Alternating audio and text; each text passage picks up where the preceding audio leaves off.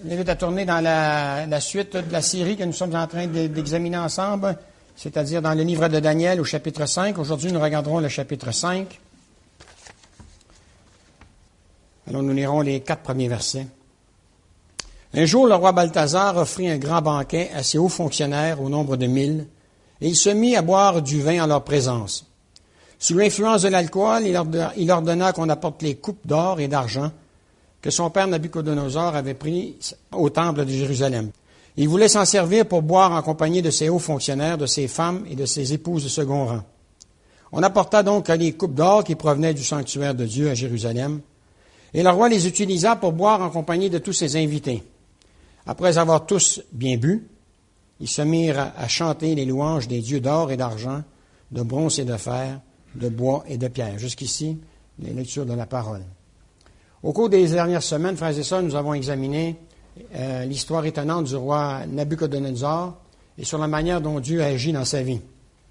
Dieu va prendre ce roi dont le cœur débordait d'orgueil, un homme centré sur lui-même, pour le briser et l'amener à placer toute sa foi en un Dieu tout-puissant qui contrôle tous les événements. Et comme je l'ai mentionné la dernière fois, je suis convaincu en lisant les versets 34 à 37 du chapitre 4 et la fin du verset 21 au chapitre 5, que le roi Nabuchodonosor était sauvé. Le roi a honoré le Seigneur et Dieu a béni ce roi, nous dit le texte. Et il a dit, « Je fus rétabli dans ma royauté et je reçus plus d'honneur encore qu'auparavant. C'est pourquoi maintenant, moi, Nabuchodonosor, je loue, j'exalte, je glorifie le roi du ciel. Tout ce qu'il entreprend est droit, toutes ses actions sont justes. Il a même le pouvoir d'humilier ceux qui se conduisent avec orgueil. » Et le chapitre 5 nous révèle un autre roi qui s'appelle Balthazar, un nouveau roi de Babylone. Un roi qui s'est rendu coupable d'avoir commis de terribles péchés contre Dieu et qui va en payer un terrible prix. Son histoire est un puissant avertissement pour ceux qui voudraient se détourner contre Dieu. Balthazar s'est rendu coupable d'avoir ignoré Dieu, d'avoir ignoré sa parole et d'avoir ignoré de faire sa volonté. Balthazar a été jugé pour ses nombreux péchés contre le Seigneur. Ce matin, nous nous trouvons devant l'un des chapitres les plus tristes de la Bible, alors que nous nous apprêtons à examiner la vie d'un homme du nom de Balthazar. Ce matin, nous nous trouvons devant l'un des chapitres qui va nous amener à... Je pense qu'il y a un fil conducteur, en fait, à travers tout ce qui s'est été dit dans la présidence. Et on va réaliser que cet homme, qui était un homme très riche, qui possédait un immense pouvoir, eh bien, était aussi pauvre dans son âme que s'il était un mendiant. C'était un homme qui gouvernait un vaste royaume, et pourtant, il était incapable de gouverner son propre cœur. C'était quelqu'un qui était craint par ses sujets, mais qui ne ressentait aucune crainte vis-à-vis du Seigneur. C'est le seul chapitre dans la Bible qui nous donne un aperçu de cet homme. Et on le lit au verset 1, nous le retrouvons en train de participer à un grand banquet en compagnie de ses hauts fonctionnaires au nombre de 1000. Frères et sœurs, Balthazar correspond à beaucoup de gens de notre époque qui vivent aujourd'hui uniquement pour cette vie, qui cherchent à satisfaire les désirs de la nature humaine sans se poser aucune question sur l'éternité. Ils font la fête, ils s'amusent et ils vivent pour se payer du bon temps sans se rendre compte que le jour viendra où la fête prendra fin. Ils ne s'arrêtent jamais pour se poser cette question importante.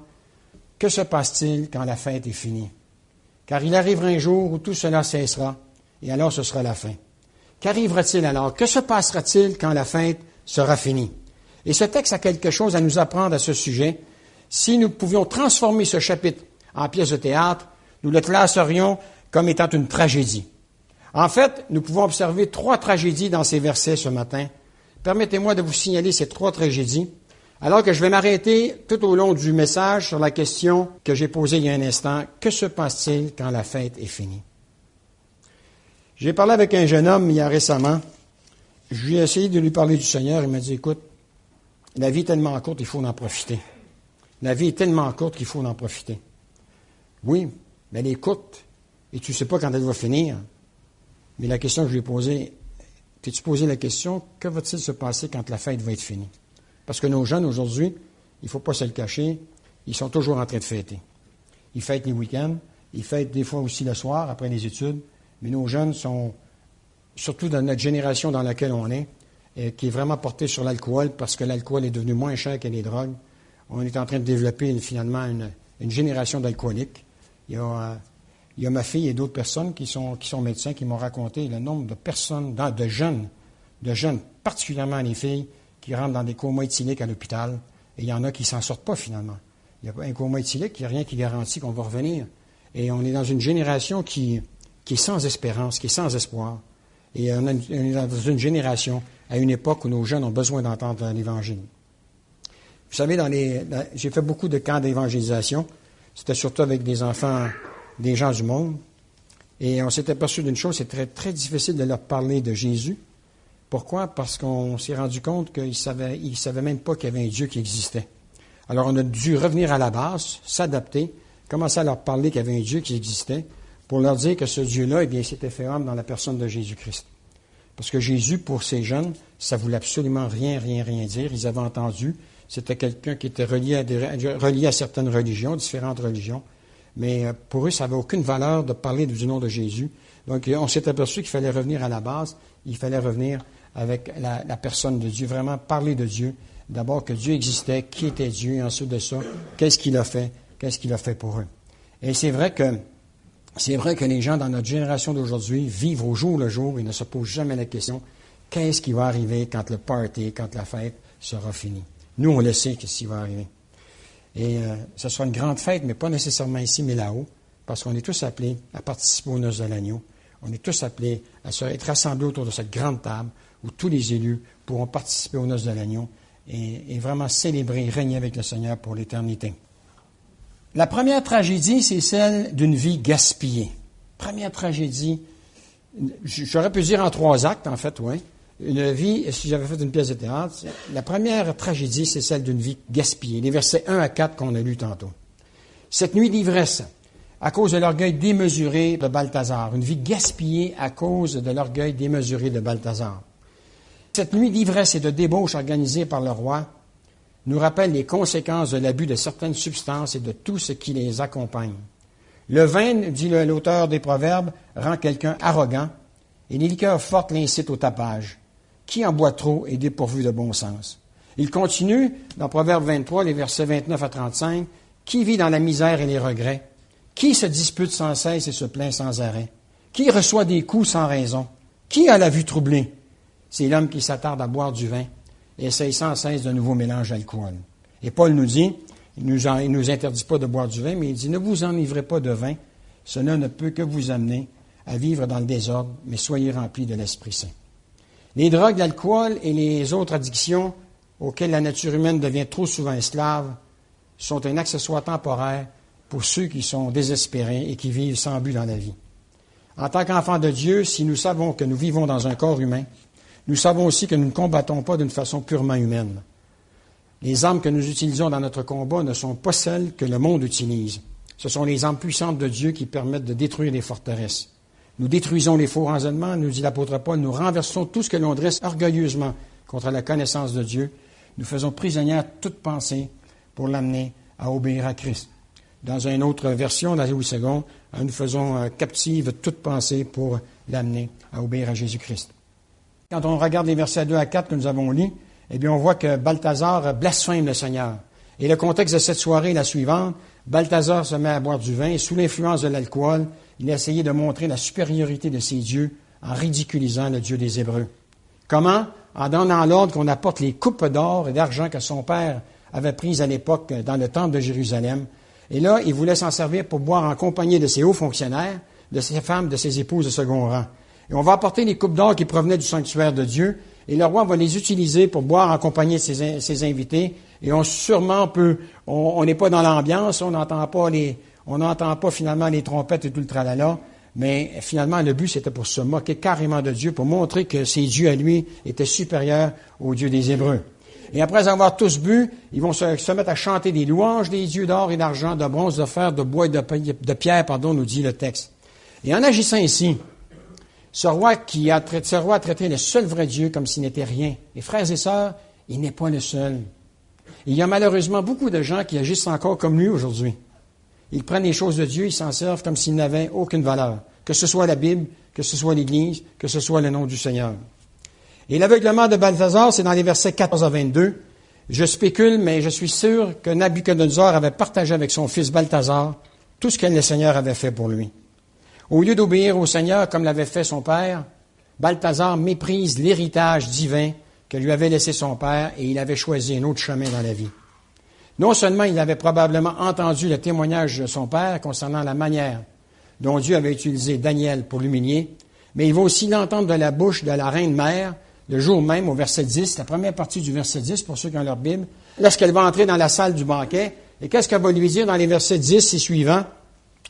On peut lire ensemble. Elle dit à Balthazar, « Longue vie à toi, Majesté, il ne faut pas te laisser terrifier par tes pensées et en perdre toute couleur. » Pourquoi? Parce qu'on ne l'a pas encore dit, mais Balthazar, à un moment donné, durant le party, qu'est-ce qu'il voit? Il voit une main qui vient sur le mur et puis qui vient écrire quelque chose. On va le voir tantôt écrire 4 mots. Et ça va le foudroyer, ça va le terrifier. Le texte hébreu, en fait, est beaucoup plus fort. Il dit, il est devenu tout pâle. Il est devenu tout pâle. C'est pas facile d'avoir une main qui se promène toute seule, sur un mur en train d'écrire. Là, on se demande si on n'a pas trop bu de vin, n'est-ce pas? Mais le texte s'adressait vraiment à lui. Et il va le voir un peu plus loin que ce texte s'adressait à lui. Alors, sa mère a dit, la reine mère a dit, dans ton royaume, il y a un homme qui est animé de l'esprit, pas des dieux, pas les mêmes dieux que toi, mais des dieux saints. À l'époque de ton père, on a découvert en lui une clairvoyance, une intelligence exceptionnelle, du discernement et la capacité d'expliquer les rêves, de résoudre les énigmes et de dévoiler les mystères. Alors Balthazar, à la suite du verset 12, Balthazar demandant donc qu'on fasse venir Daniel pour qu'il lui révèle la signification de cette inscription qu'une main humaine avait écrite sur la paroi du palais royal et qui l'avait tellement terrifié. Il dit à Daniel, « Daniel, j'ai entendu dire que tu étais animé de l'esprit des dieux. Or, j'ai appris que toi, tu es capable d'expliquer les énigmes et dévoiler les mystères. Si tu parviens, probablement qu'il lui a montré, si tu parviens à déchiffrer cette inscription, eh bien, à un moment donné, la signification, tu seras revêtu d'habits d'apparat. On te passera même un collier d'or autour de ton cou et tu seras l'un des principaux ministres du roi. » Moi, j'aime bien la réponse de Daniel ici au verset 17. L'auteur des Proverbes nous dit de jamais accepter des cadeaux, parce que quand on accepte des cadeaux, on est lié. On est lié. Et Daniel, lui, pour moi, il avait lu les Proverbes. Regardez ce qu'il lui dit. Daniel répondit au roi, « Majesté, tu peux bien garder pour toi tes cadeaux et tes présents et les donner à quelqu'un d'autre. Pourtant, je déchiffrerai l'inscription et je t'en donnerai la signification. » Et dans les versets 18 à 21, pour ceux qui ont leur Bible, Daniel va rappeler à Balthazar les bénédictions et les problèmes qu'avait vécu Nabuchodonosor. Il lui dit que son cœur était rempli d'orgueil, qu'il avait été humilié par le Seigneur et qu'il avait été béni par la suite par Dieu. Rappelez-vous, Dieu l'avait vraiment sévèrement jugé en l'amenant à manger de l'herbe pendant 7 ans comme les bêtes dans les champs. Balthazar n'avait pas prêté attention aux leçons du passé. Il savait ce que Dieu avait fait pour son père, mais il demeurait délibérément aveugle à ces choses parce qu'il ne voulait pas humilier son cœur devant Dieu. Frères et sœurs, beaucoup de gens demeurent aveugles face à la vérité qui les entoure. Comme Balthazar, ils ont la preuve devant eux de vie changée, transformée et bénie par Dieu, mais ils demeurent sourds et aveugles au témoignage de vie qu'ils voient et entendent, parce que non seulement ils ne veulent pas changer leur façon de vivre, mais parce qu'ils veulent continuer à vivre comme bon leur semble. Ils ne croient pas parce que le Dieu mauvais de ce monde a aveuglé leur intelligence. En effet, aveuglés, n'ont pas compris comment Dieu rend les hommes justes devant lui, et ils cherchent eux-mêmes à établir leur propre façon d'être justes, nous dit la parole. Versets 23 à 28, la sentence de Dieu tombe sur Balthazar. Balthazar avait pris les coupes qui étaient consacrées au temple et il les avait profanées. Il a traité les choses saintes comme c'était ordinaire. Et le péché de Balthazar est double. Selon Daniel, non seulement Balthazar avait défié le Seigneur des cieux en faisant porter les coupes sacrées du temple pour boire dans celle-ci, mais il avait chanté des louanges à ses dieux, refusant ainsi de rendre gloire à Dieu qui tient dans sa main sa vie présente et sa destinée. C'est ce que le texte biblique dit ici, au verset 23, n'est-ce pas? Il a refusé de rendre gloire à Dieu. Il a plutôt voulu rendre gloire à ses dieux, alors qu'il savait à quoi correspondaient ces coupes qu'il avait dans ses mains. Et le texte est magnifique parce qu'il a refusé de rendre gloire à Dieu qui tient dans sa main sa vie présente et sa destinée. Et frères et sœurs, c'est un bon rappel pour nous. Pour ceux qui ne sont pas encore convertis, rappelez-vous qu'on n'est pas maître de nos battements du cœur. Notre cœur, il bat. Puis quand Dieu dit, c'est le temps maintenant que tu viennes devant moi, que tu comparaisses devant moi, on ne peut pas demander à notre cœur de continuer à battre, c'est le temps.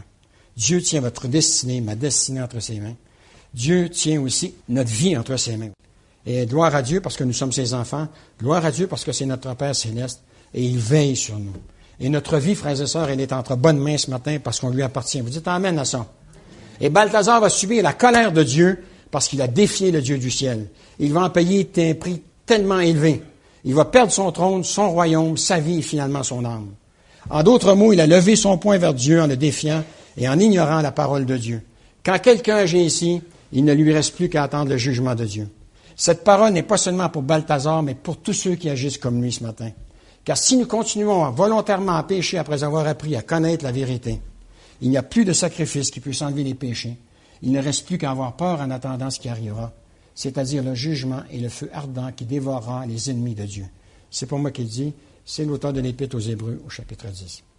Frères et sœurs, la vérité, c'est que Dieu veut sauver les pécheurs parce qu'il aime le pécheur. Il déteste le péché, mais il aime le pécheur. Est-ce que vous dites gloire à Dieu pour ça? On a un grand Dieu, frères et sœurs. Le désir de Dieu est si grand qu'il a offert son Fils en sacrifice afin que par sa mort, le Christ obtienne le pardon de ses péchés en faveur de tous ceux qui croient en lui. Il nous a donné sa parole pour nous montrer le chemin qui mène à lui et il utilise son esprit pour me convaincre de venir à lui, de marcher avec lui.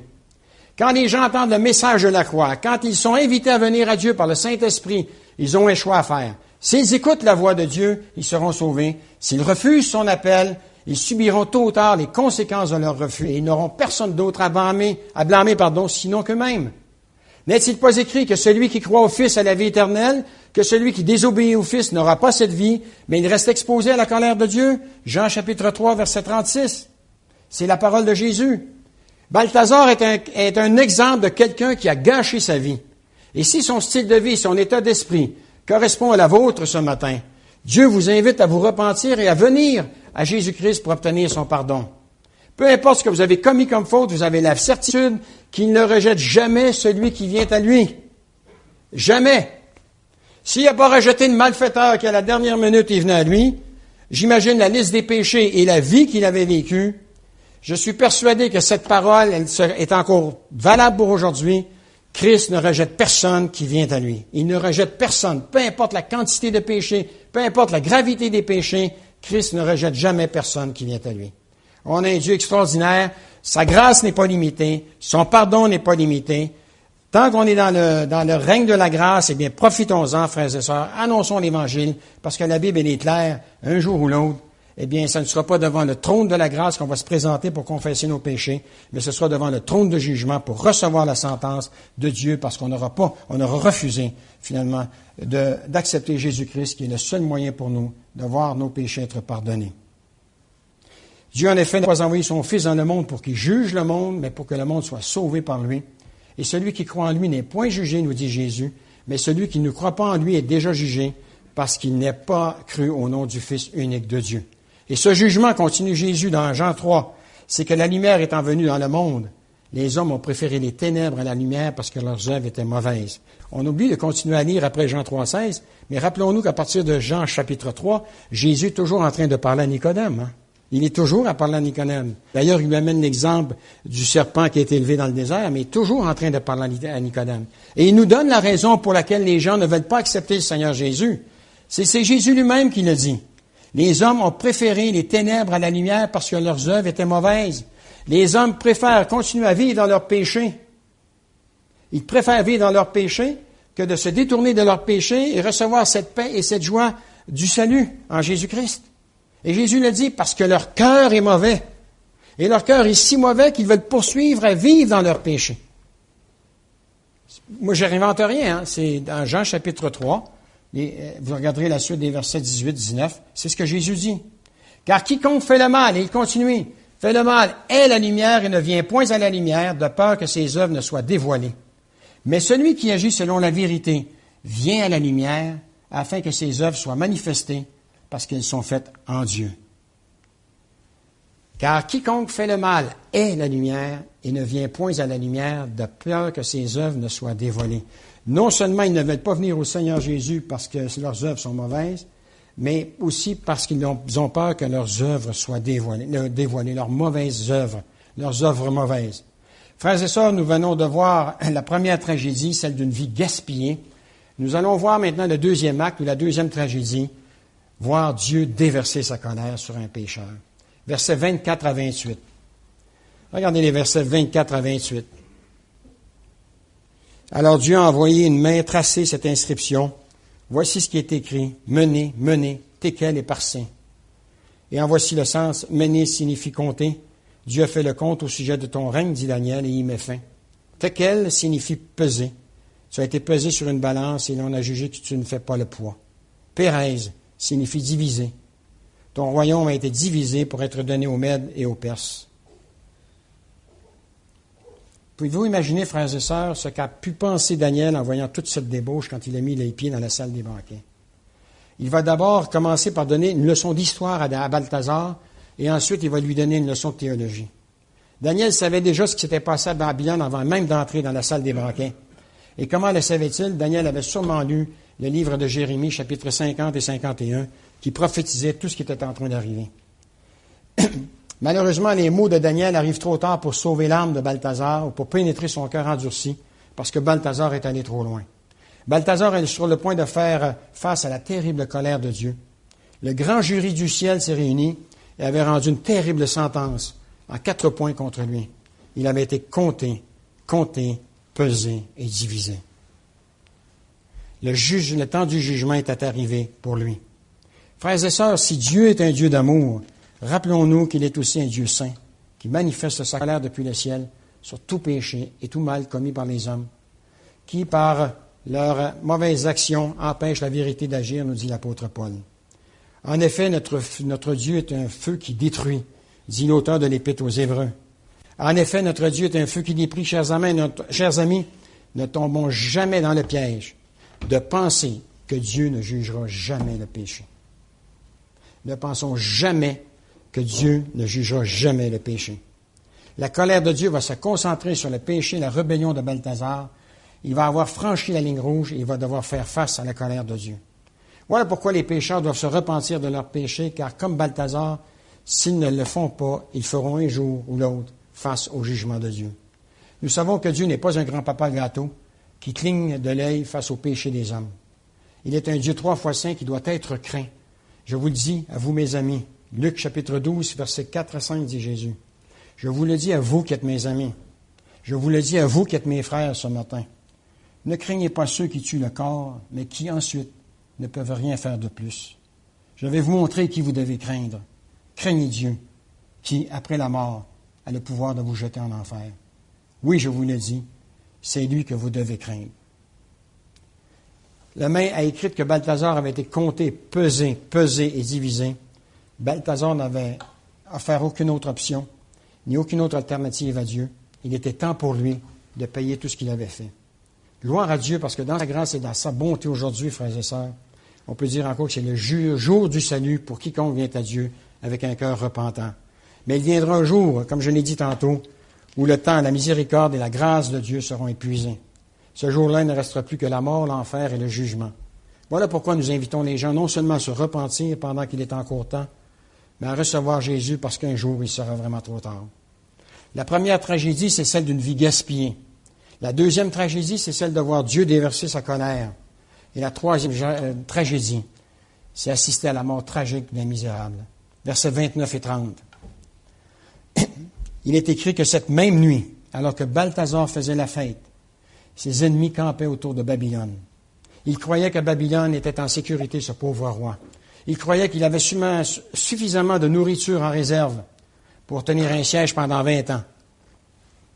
Il croyait qu'il pourrait boire de l'eau à volonté en pensant au fleuve qui traversait la ville. Il se sentait pleinement en sécurité avec les grands murs de Babylone qui mesuraient, comme on l'a dit la semaine passée, 117 mètres de haut et 27 mètres de large et sur lesquels des soldats montaient continuellement à la garde.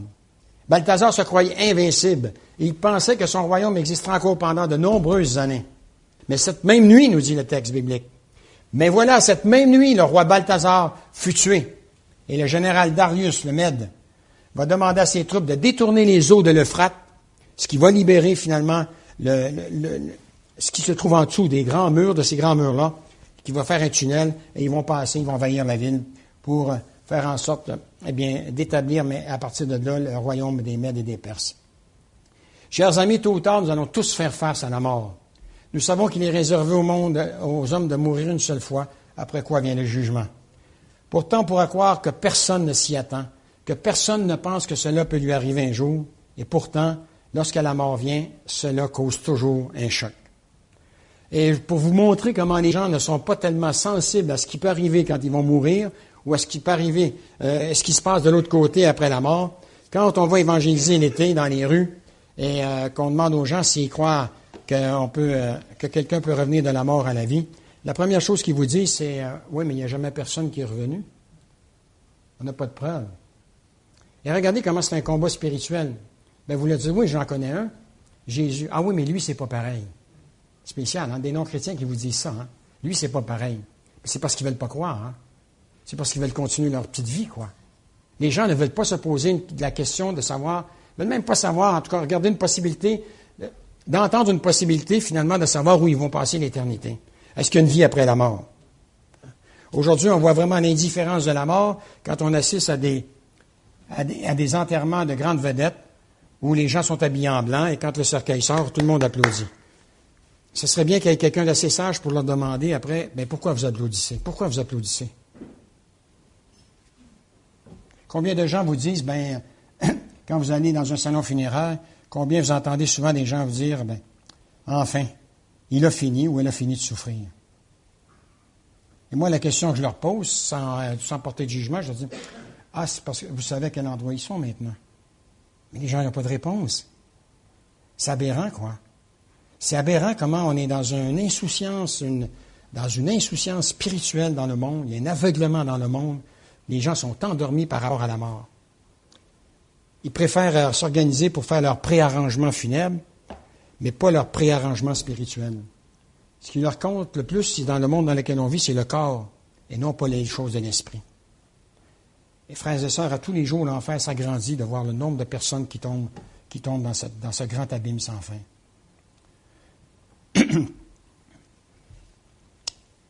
La mort peut venir vous chercher alors que vous n'êtes pas prêt. L'important, c'est de ne pas être pris au dépourvu. Vous pouvez vous préparer aujourd'hui même à faire face à la mort avant qu'elle vienne vous chercher. Vous pouvez être prêt en croyant au Seigneur Jésus-Christ et être sauvé.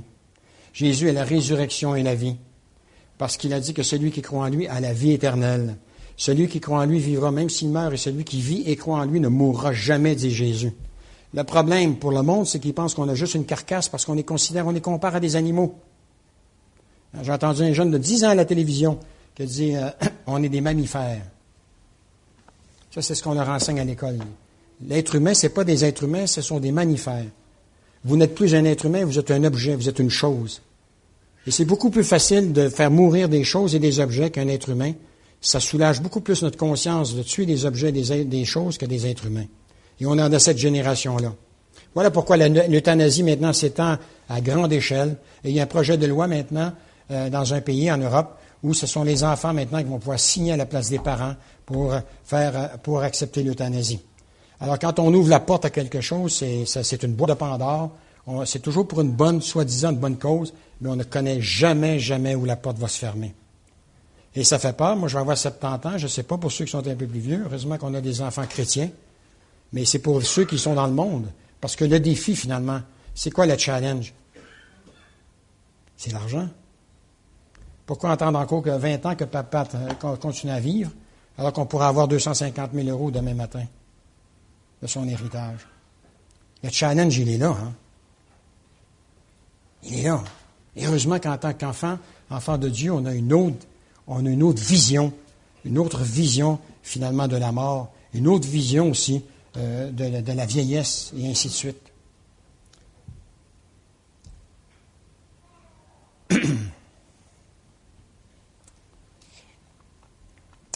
Frères et sœurs, mes amis, vous pouvez être prêts quand la mort vient pour vous. Voici la partie la plus tragique de ce passage. Balthazar est mort de façon horrible pour se retrouver dans le séjour des morts. Il y est toujours accompagné du riche, et beaucoup d'autres attendent le jugement final. Chers amis, est-ce que Balthazar entend toujours la voix du vieux Daniel lui dire « Tu es pesé, tu as été pesé sur une balance et tu ne fais pas le poids. » Regrette-t-il aujourd'hui d'avoir voulu passer un collier d'or autour du cou de Daniel au lieu de se prosterner devant le Seigneur? Pleure-t-il aujourd'hui, ce cher Balthazar, parce qu'il s'est contenté de vouloir accorder une promotion à Daniel plutôt que de rendre gloire à Dieu? Les choses auraient pu se passer autrement pour Balthazar. Il connaissait la vérité sur Dieu, mais il n'a pas agi en conséquence. Il a plutôt serré son poing devant Dieu et il lui a tourné le dos. C'est dans cet état qu'il est mort, perdu pour l'éternité. Personne ne doit choisir de connaître la même fin que Balthazar. Il n'y a pas une seule personne dans cette salle ce matin qui doit choisir de mourir sans Jésus. Vous n'êtes pas obligé de mourir dans votre péché. Vous n'êtes pas obligé d'aller en enfer. Jésus est mort sur la croix pour vous ouvrir le chemin qui mène au ciel. Venez à lui, soyez sauvés ce matin. Venez à lui aujourd'hui même si ce n'est pas le cas ce matin. L'histoire de Balthazar, c'est l'histoire d'une tragédie empilée sur une autre. Mais son histoire ne doit pas nécessairement être la vôtre, car voyez-vous, la fin de votre histoire n'a pas encore été écrite. Vous êtes toujours vivant aujourd'hui, et si vous n'avez jamais reconnu votre péché devant le Seigneur, si vous ne l'avez jamais reçu dans votre cœur comme Sauveur et Seigneur, vous pouvez le faire aujourd'hui, vous pouvez le faire maintenant. Vous devez venir avec lui pour avoir la certitude d'être sauvé. Rappelez-vous, il ne rejette jamais celui qui vient à lui, ou celle qui vient à lui. Il vous aime, il vous attendra au ciel lorsque vous mourrez. Que vous soyez sauvés ou perdus, ce matin, votre histoire ne doit pas être nécessairement celle d'une vie gâchée, ni celle de subir la colère de Dieu et mourir comme un misérable pécheur. Je l'ai dit avant de commencer ce chapitre, c'est un chapitre terrible, terrible à lire, terrible à prêcher aussi, parce qu'on essaie de sortir quelque chose de bon, mais finalement, tout ce qu'on peut sortir de bon, c'est de regarder la vie de Daniel, mais c'est aussi cet espoir en Jésus-Christ, de dire, écoute, moi je ne veux pas vivre une vie où je ne sais pas où je m'en vais. Moi, je ne veux pas vivre une vie, je sais que Dieu est patient, parce que quand on dit que Dieu est lent à la colère, ça veut dire que Dieu est patient. Lent à la colère et patient, c'est la même chose. Dieu est patient, mais maintenant j'entends la vérité ce matin. J'entends l'Évangile ce matin. J'entends la solution pour moi de voir tous mes péchés être effacés, pour être pardonné, pour passer de la mort à la vie, pour devenir non plus un enfant de colère, mais un enfant de lumière. La décision, elle est de ton côté, mon frère. La décision, elle est de ton côté, ma sœur. La décision, elle est de ton côté. Je dirais, mes amis. Oui, parce qu'on est tous des amis ce matin. Oui. Que vous soyez sauvés ou perdus, votre histoire ne doit pas nécessairement être celle d'une vie gâchée, ni celle de subir la colère de Dieu et mourir comme un misérable pécheur. Votre histoire peut avoir une fin heureuse. Si le Seigneur parle à votre cœur ce matin, je vous invite à venir à lui, car l'auteur des Proverbes dit ceci, « Celui qui le trouve, trouve la vie. Celui qui trouve le Seigneur, trouve la vie. » Et je vais terminer ce message simplement en vous demandant de courber la tête, de fermer les yeux. Je ne ferai pas d'appel à lever la main, mais simplement laisser le Saint-Esprit agir dans votre cœur ce matin. Je vais simplement vous inviter à faire une prière qui ressemble à celle que j'ai faite lorsqu'il y a eu un appel dans une église où je me trouvais. Et cette journée-là, eh bien, j'ai pris une décision pour le Seigneur Jésus. Seigneur Jésus, je te remercie pour l'amour que tu as manifesté à la croix de Golgotha. Merci aussi d'être venu dans ce monde pour mourir à ma place. Seigneur, et prendre sur toi tous ces péchés que j'ai commis dans ma vie. Seigneur, ce matin, je réalise que sans toi, je suis perdu. Je réalise, Seigneur, que sur la croix, tu as subi, Seigneur, le châtiment, la colère, le jugement que je méritais pour ma vie, Seigneur, passée sans Dieu. Je veux maintenant mettre ma confiance en toi, t'ouvrir mon cœur et te recevoir dans ma vie. Merci, Seigneur, de me pardonner mes péchés. Merci, Seigneur, transforme-moi et fais de moi la personne que tu désires que je sois. Seigneur, fais de moi la personne que tu désires que je sois. Fais de moi, Seigneur, une personne dont tu te réjouiras, Seigneur, de pouvoir m'utiliser pour l'avancement de ton royaume. Je veux commencer une nouvelle vie avec toi, sur de nouvelles bases, Seigneur, à partir de ta parole ce matin. Je te remercie d'avance d'avoir répondu à ma prière. Et Seigneur, que ma vie maintenant soit consacrée à te glorifier. Et c'est dans le nom de Jésus que je te prie. Amen. Amen.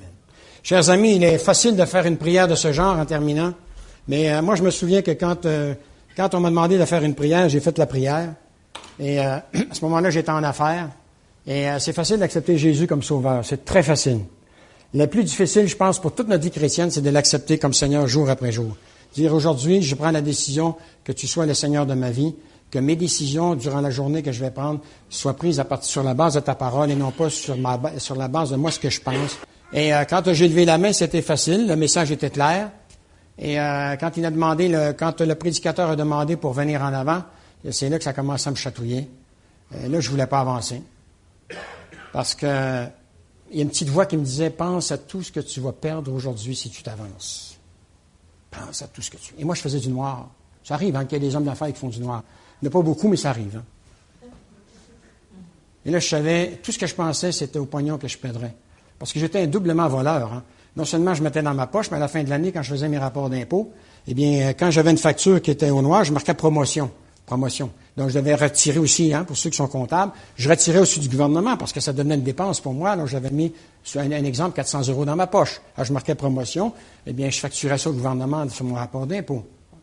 Et là, il y avait ça. Et à un moment donné, ben, j'étais en concubinage avec une femme.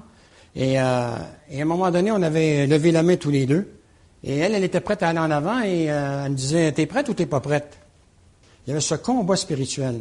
Et ce matin, ça peut être la même chose. Ça peut être la même chose pour certains d'entre vous qui n'ont jamais fait cette prière, qui n'ont jamais pris cette décision pour le Seigneur. Elle est facile à lire, cette prière-là. Elle est facile à dire, cette prière-là. Mais il y a un prix à payer. Si le salut est gratuit, il y a un prix à payer quand on accepte le Seigneur Jésus-Christ, c'est de renoncer à vivre une vie de péché comme on faisait avant. Et là, j'ai entendu une autre voix qui m'a dit, si tu t'avances pas ce soir, tu perds ta femme. Et j'ai compris pourquoi. Parce qu'on vivait en concubinage. Donc, si la lumière est du côté de ma femme et moi, je continue à vivre dans les ténèbres, tôt ou tard, ça ne peut pas marcher dans la maison, ça ne peut pas marcher nulle part. Et là, j'ai pris la décision de dire, c'est fini noir, fini la noire. Là, je donne ma vie au Seigneur, c'est terminé. Je ne veux plus vivre à ma façon, c'est terminé. De toute façon, j'étais rendu au bout. À 33 ans, j'étais rendu au bout de tout. Et j'ai accepté le Seigneur Jésus-Christ. Mais il y a un prix à payer pour ça. C'est facile, comme je l'aurais dit, c'est facile de faire une prière. C'est facile de vivre dans le péché, puis le soir de confesser son péché. Faisons attention de ne pas se retrouver comme Balthazar, chers amis. Il y a des limites à se moquer de Dieu. Faisons attention, si vous êtes chrétien depuis longtemps, que vous êtes indifférent au péché, faites attention. Faites attention. Parce que le Saint-Esprit aussi peut, comme Balthazar, au lieu de vous sensibiliser à vous détourner, à venir au Seigneur, il peut endurcir votre cœur. C'était le cas de Balthazar. Hein? C'était le cas de Balthazar. Ne vous y trompez pas, on ne se moque pas de Dieu. L'homme récolte ce qu'il a semé. Je ne sais pas de vous faire peur ce matin, mais les gens dans le monde n'ont pas besoin d'entendre l'Évangile. Ils ont besoin de voir à travers ceux qui se disent chrétiens, l'Évangile être vécu à travers eux. C'est ce que notre monde a besoin ce matin. Ce n'est pas d'apprendre des versets par cœur et les bombarder alors qu'on ne les vit pas. C'est d'être capable de nous-mêmes de transpirer l'Évangile de Jésus-Christ parce qu'on vit comme Dieu nous demande de vivre. Je ne suis pas en train de vous dire que vous allez vivre une vie sans péché, mais au moins c'est la parole, Paul est clair, efforcez-vous de. Efforcez-vous. Il utilise souvent le verbe efforcez-vous. Faites tous vos efforts pour. Et frères et sœurs, c'est ce que le Seigneur a besoin de voir parmi son peuple aujourd'hui. Peu importe où l'Église est implantée, ceux qui se disent de Jésus-Christ ont besoin d'être des évangiles vivants pour que les gens soient attirés vers eux, comme Christ l'a dit. Le temps qu'il était sur la terre, il a tiré les gens à lui. Maintenant qu'on est au ciel, nous sommes la lumière du monde et en principe, les gens devraient être attirés vers nous. Et si on vivait la vie que Dieu nous demande de vivre en Jésus-Christ, on aurait beaucoup moins d'efforts à proclamer l'Évangile, beaucoup moins d'efforts, on laisserait tomber toutes nos méthodes et on laisserait le Saint-Esprit agir et on verrait la puissance de Dieu se manifester, la gloire de Dieu se manifester au milieu de son peuple. C'est ce que le Seigneur a besoin, c'est ce que le Seigneur veut voir dans la vie de ses enfants aujourd'hui. Et à cette époque où les gens sont vraiment perdus, ils sont dans n'importe quoi. Frères et sœurs, on a un grand Dieu qui est patient, un grand Dieu qui est bon, un Dieu dont la majesté surpasse les cieux, dit l'auteur des psaumes. On a un Dieu la puissance est illimitée. Vous pensez que Balthazar n'a pas eu toutes ses chances? Vous avez juste à penser à Nabuchodonosor. Si Dieu n'a pas épargné Balthazar, il n'aurait pas dû épargner Nabuchodonosor parce que les deux, là, c'était deux pareils. La différence entre les deux, c'est qu'il y en a un qui a reconnu son péché, il y en a un qui s'est repenti, il y en a un qui a rendu gloire à Dieu. Et Dieu l'a béni. C'est ce que le texte nous dit dans le chapitre 4 qu'on a lu la semaine passée. Dieu l'a béni. Dans le chapitre 5, on a un autre roi qui prend la place de Nabuchodonosor. Mais lui, il ne veut pas s'humilier. Lui, il veut montrer qu'il règne sur le monde. Lui, il brandit le poing devant la face de Dieu. Lui, il détourne son regard de Dieu. Lui, c'est ses dieux d'or, d'argent, de fer, d'acier et de bois qu'il va adorer. Mais pas le vrai Dieu. Et frères et sœurs, c'est aussi une question qu'on peut se poser ce matin. Est-ce qu'on adore dans notre vie sans le savoir d'autres petits dieux comme Balthazar? Est-ce que c'est possible ce matin? Dieu est un Dieu jaloux. Il ne veut pas être partagé avec personne. Est-ce qu'il y aurait d'autres dieux dans notre vie ce matin qui empêcheraient de voir Dieu manifester sa puissance dans nos vies? Nous remplir de son esprit au point où ça déborderait, que ce qui déborde, on le transmet aux autres. Frères et sœurs, la joie de votre salut, est-ce que vous l'avez encore ce matin? L'espérance vivante de la résurrection, est-ce que ça bouge en votre cœur ce matin? Vous avez besoin de faire vos préarrangements, vous savez où vous allez aller. Le corps, c'est simplement l'enveloppe qui nous empêche de voir notre âme. Mais la Bible est claire aussi. Quand on meurt, l'esprit retourne à son Créateur. Nous, on sait que quand la fête est terminée, eux ne savent pas où ils s'en vont. Mais nous, on sait où on s'en va. Et on n'a pas besoin de festoyer comme les gens du monde pour être heureux. Parce qu'on a l'Esprit de Christ qui habite en nous. Et on a un Dieu extraordinaire, un Dieu merveilleux. Et frères et sœurs, si on attend d'être au ciel pour évangéliser, il n'y aura pas de pécheurs au ciel. C'est maintenant le temps qu'on est sur la terre qu'on peut proclamer l'Évangile. Simplement partager l'amour de Jésus, mais aussi partager les conséquences de quelqu'un qui rejette cet Évangile, parce qu'il refuse de reconnaître qu'il est pécheur devant Dieu. Et frères et sœurs, en évangélisant année après année, je m'aperçois que c'est vrai que le cœur de l'homme est tortueux par-dessus tout. Et que même quand on parle aux gens, s'il n'y a pas l'action du Saint-Esprit pour venir convaincre les gens de péché, de justice et de jugement, il n'y a pas de conversion. Il n'y a pas de conversion, c'est des conversions de surface qui ne font qu'amener les gens à devenir religieux, mais on ne voit pas de nouvelle naissance. Et ce que Dieu veut, c'est des nouvelles naissances pour faire de nous des nouvelles créatures. Amen.